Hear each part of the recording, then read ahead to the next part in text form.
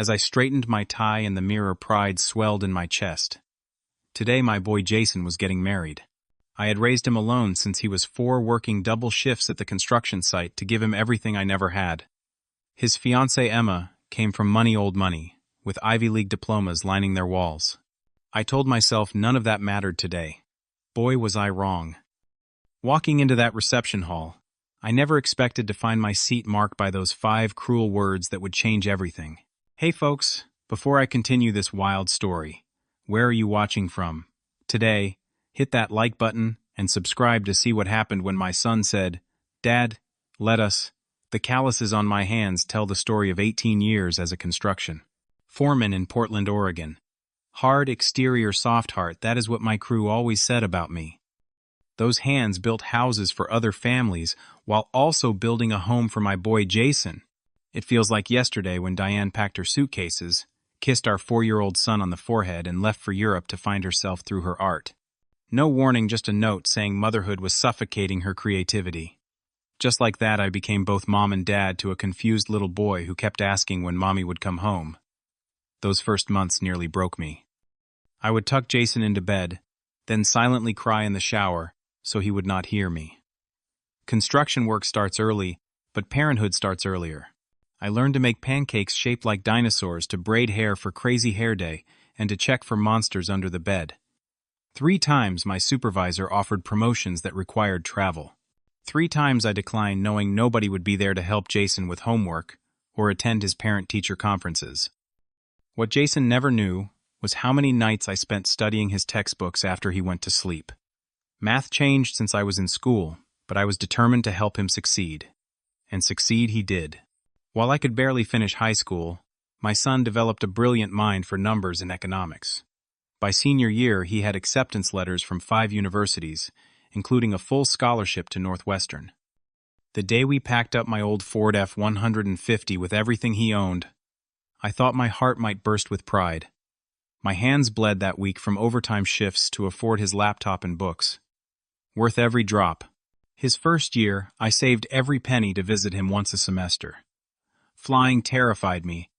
I had never been on a plane before, but seeing his dorm room and meeting his friends meant facing that fear.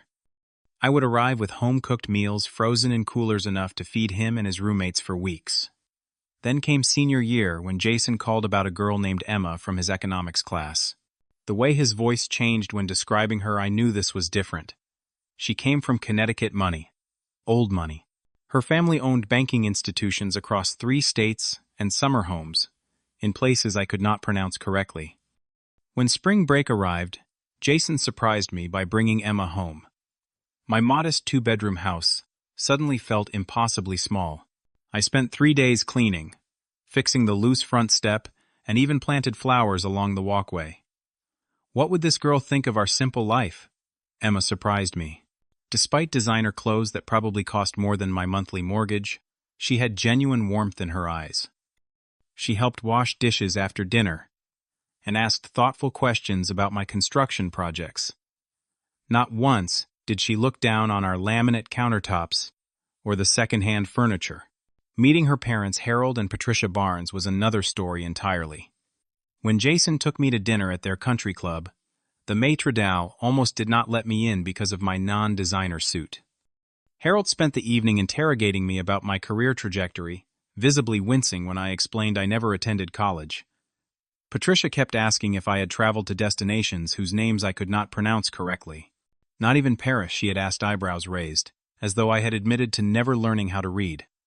When Jason proposed with a simple ring we had picked together from a local jeweler, the Barnes family immediately suggested something more suitable from their family jeweler. I saw the conflict in my son's eyes, wanting to please his future in-laws while remaining loyal to his roots. The night before the engagement party, Jason found me in the garage, staring at the empty space where my vintage 1972 Harley-Davidson had stood for 15 years. "Dad, you sold your bike?" he asked, voice cracking. I shrugged, pointing to the garment bag containing my new suit. Some things were worth the sacrifice. The look on his face when I walked into that engagement party wearing a proper suit was payment enough. The wedding planning revealed the true gulf between our worlds. Harold and Patricia booked a vineyard estate that cost more than my annual salary. When I offered to handle the rehearsal dinner at Sullivan's, the steakhouse where I had celebrated every one of Jason's birthdays, Patricia laughed. "Andrew, dear, I am afraid it is not quite refined enough for our guests." She said this while patting my arm like I was a well-meaning child. I tried to contribute financially, offering my savings of $17,000 money I had put aside for eventual retirement. Harold responded by writing a check for 10 times that amount right in front of me, signing with a flourish and a smile that did not reach his eyes. "No need to strain yourself," he said, passing the check to the wedding planner. "Consider it covered." During planning meetings, my suggestions disappeared into thin air. I mentioned Jason's love for blues music. The playlist became classical only. I suggested his favorite chocolate cake for dessert. They chose a 7-tier vanilla creation that looked more like architecture than food. In every meeting, I felt increasingly invisible. Emma's brother, Thomas, was the worst. A Harvard business graduate who never missed an opportunity to correct my grammar or pronunciation.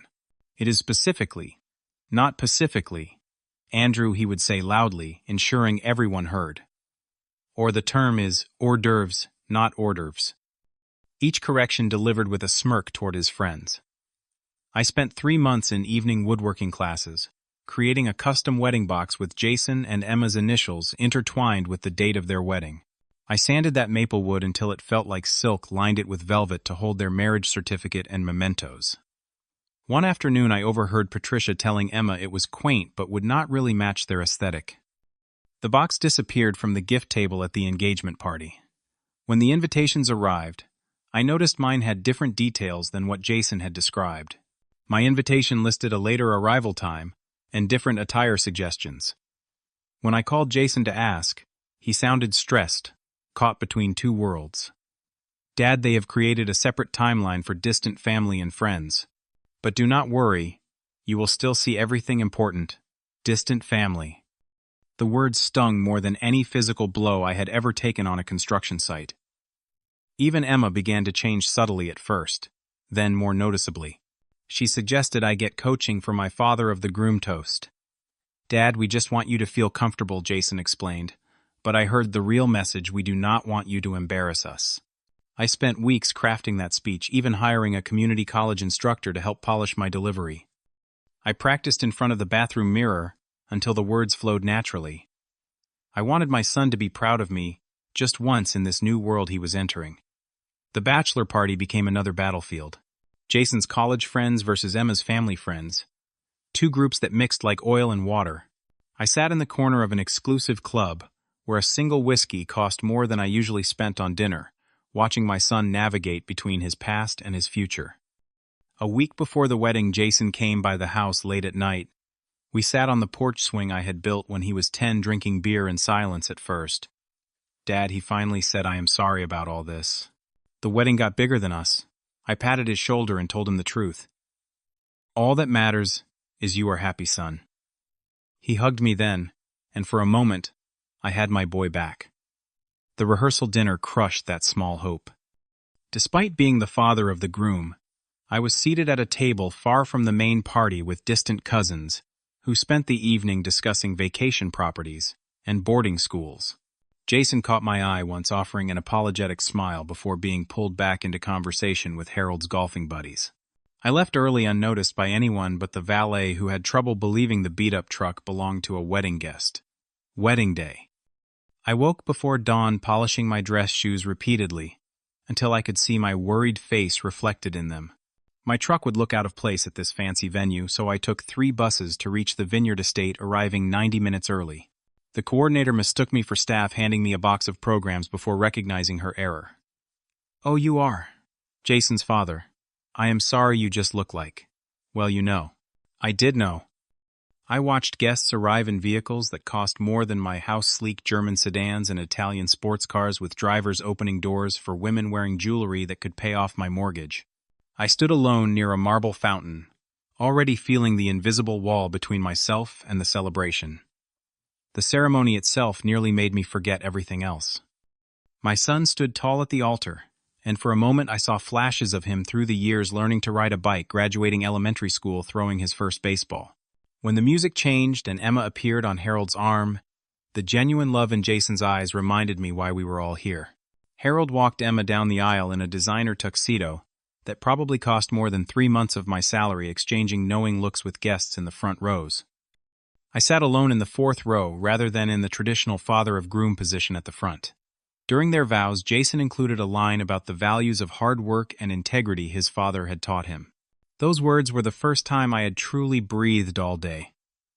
After the ceremony, a few guests approached me with kind words about raising such a wonderful young man, momentarily lifting my spirits. The cocktail hour brought me back to reality as I stood awkwardly alone, nursing a single whiskey while trying to look comfortable. From behind a topiary, I overheard Thomas entertaining his cousins. "Can you believe Jason's dad?" The man asked for his steak well done at the rehearsal dinner. Absolute savage. Their laughter cut through me like a blade.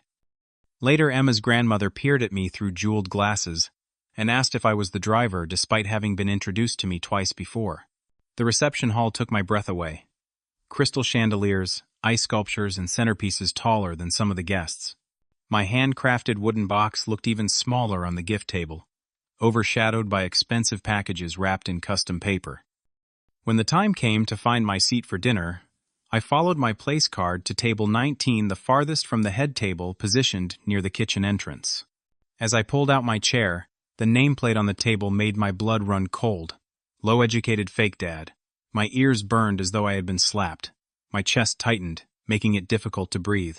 For a moment, I contemplated walking out, catching the last bus back to town, and texting Jason my congratulations later. What stopped me were the memories that suddenly flooded my mind. Teaching Jason to ride his bike in the park, running alongside him even after a 12-hour shift, my muscles screaming in protest. Sitting through every elementary school play with dirt still under my fingernails because I had not had time to shower after work.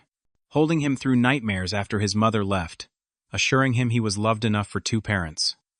Showing him how to shave, how to change a tire, how to look a man in the eye when shaking hands, falling asleep on his textbooks while helping him study for SATs. For my son, I would endure this humiliation.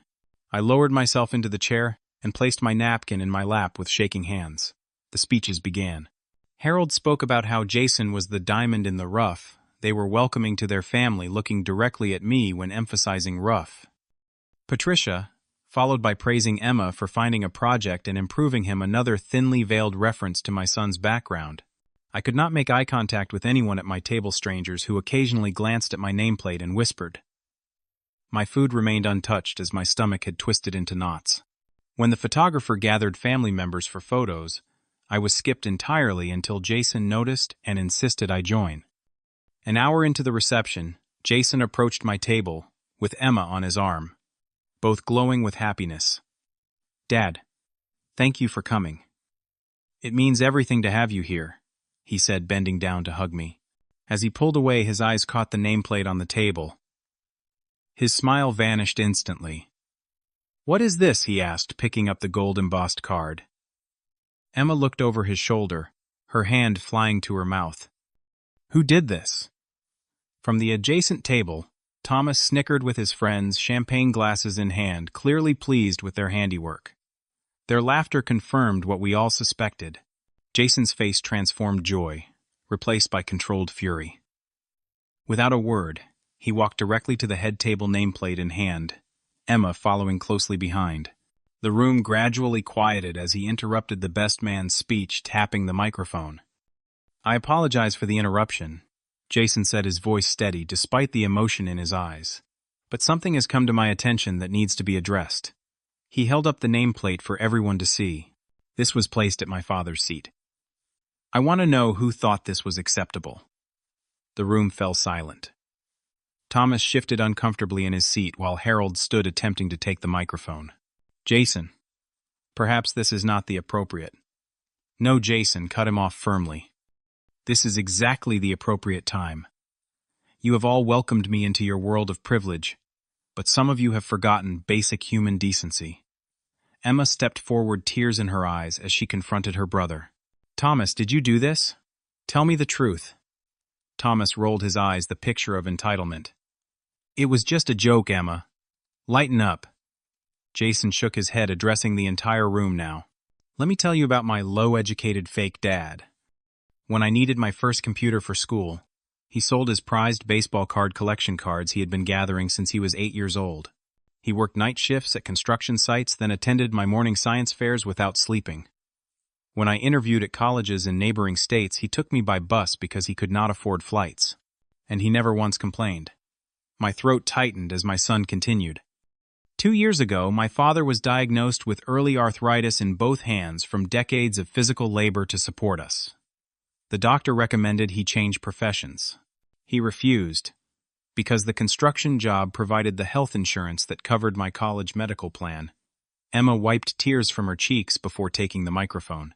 I am ashamed of how my family has treated the man who raised the person I love most in this world. Andrew deserves our respect and gratitude, not mockery. Patricia stood up, waving a dismissive hand. Jason is being oversensitive. It was merely a bit of fun.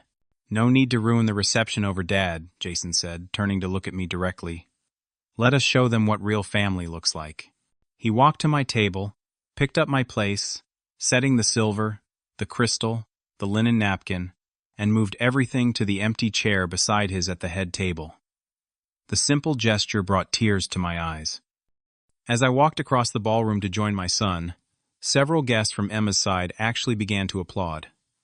An older woman I recognized as Harold's sister stood up as I passed. My father was a mailman who worked 2 jobs to put me through college, she announced loudly. Some of us have not forgotten where we came from, Harold. Emma made her choice clear, by moving her chair closer to mine, instead of returning to sit between her parents. The band leader, sensing the mood, called for an unplanned father-son dance. As Jason and I moved awkwardly to Frank Sinatra's "The Way You Look Tonight," he whispered, "I am sorry, Dad. I should have seen this coming." "I am sorry too," I replied, "for not fitting into this world better. Their world needs to expand." "Not you," he said firmly. Halfway through the song, Emma joined us, creating a 3-person embrace on the dance floor that drew emotional smiles from many guests. Even the photographer abandoned the shot list to capture the moment. Later, Thomas approached with a half-hearted apology, clearly pressured by the disapproving glances from other guests. "No hard feelings," he offered weakly, extending his hand. I looked him in the eye the same way I had taught Jason to do. "I forgive you," I said calmly, "but I will not forget. My son deserves better from his new family." The reception continued with a markedly different atmosphere. I found myself properly included in conversations with several of Emma's relatives, approaching with genuine questions about my work and life. An architect from her mother's side discussed construction techniques with real interest. A cousin shared stories of his father, who had worked his way up from janitor to hospital administrator. I made a silent promise to myself. Never again would I feel ashamed of my calloused hands or lack of degrees. These hands had raised a son who stood up for what was right even when it was difficult. Emma's Aunt Martha sat beside me during dessert, sharing stories of her own father who had worked in steel mills his entire life. "Old money forgets where it came from," she confided. "New money never lets you forget where they went. Neither understands the dignity of honest work." Harold eventually made his way to my table with an awkward attempt at reconciliation. "Perhaps we got off on the wrong foot," he said, offering his business card. "I have some connections in commercial construction that might interest you." I declined politely, returning his card. "I appreciate the gesture, Harold, but my son's happiness is my only concern today, not business opportunities." When it came time for gifts, Emma personally carried my handmade wooden box to the center of the display table. "This means more to me than anything else we received," she announced to nearby guests, "because it was made with love." The moment arrived for my speech. I had memorized my carefully crafted words, but standing there, I set aside the rehearsed text. "I never had much money to give my son," I began simply, "but I gave him everything else I had. My time, my knowledge, my values, and most importantly, unconditional love. To me, that is what being a father means. Jason, Emma, may you build your life together on that same foundation." The room erupted in applause, as my son and his bride embraced me, both with tears streaming down their faces. When the couple departed for their honeymoon, Jason's final hug came with whispered words. "You are the best man I know, Dad." I am proud to be your son. After most guests had left, I found myself helping the staff stack chairs, despite their protests. Old habits die hard. Patricia approached champagne flute still in hand. You raised a remarkable young man, she admitted after an uncomfortable silence. Different from how we would have done it, but remarkable nonetheless. That is something we share then, I replied. Love for our children. The drive home in my truck felt different, lighter somehow. My modest house welcomed me back, and for the first time in months, I did not see it through the Barnes family's critical eyes. Instead, I saw the home where I had raised a son with enough courage to stand up for what was right. 1 month later, Jason and Emma hosted a family dinner at my house, their first time entertaining as a married couple. Harold and Patricia arrived with obvious discomfort at the modest surroundings, but made genuine efforts to engage. The real surprise came during dessert when Jason and Emma announced they were expecting. I was going to be a grandfather. More surprising still was Harold's request. After dinner, Andrew, Jason tells me you are quite skilled at woodworking. I wondered if you might teach me. For the baby's crib, perhaps. Building a relationship with Emma's family proved as challenging as any construction project I had ever undertaken, full of miscalculations, adjustments, and occasional setbacks. Yet slowly, we found common ground in our shared love for Jason, Emma, and their future child. I started attending night classes for my GED the following week. Not for them, but for myself. For the grandfather I wanted to be. What I learned through all of this was not that education or money define a person's worth. Rather, it is how you love that matters most. Standing your ground quietly with dignity intact sometimes speaks louder than any words. As I look toward becoming a grandfather, I realize that pride comes in many forms. The pride I felt watching Jason stand up for me at his wedding outshines any accomplishment in my own life. That day he showed me that I had succeeded where it mattered most, raising a man of character. Have you ever had to stand up for a family member when others tried to put them down?